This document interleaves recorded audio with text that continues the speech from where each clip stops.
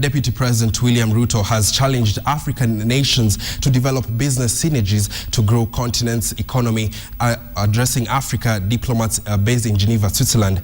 The Deputy President encouraged enhancement of trade between African nations, but stressed the need of infrastructure development to ease the business networking. Ruto says that the continent needs to break border barriers by creating transport links within countries to ensure a smooth intra-trade in Africa, cognizant of Africa's appetite to export to products to Europe, Asia.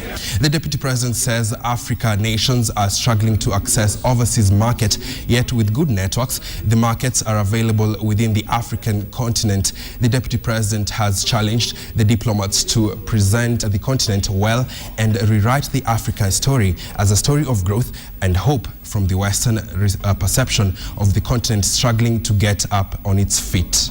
That it is time that Africa will not be defined by war or disease or poverty, but we need a new narrative. Africa is a continent with the fastest growing economy in the world. Africa is home to the youngest, energetic, dynamic population in the world. That 7 out of the 10 fastest growing economies in the world are in Africa. And that Africa is the continent with the highest return on investment today anywhere in the world. I was even given a new statistic that in fact by 2050 the economy of Africa will be $30 trillion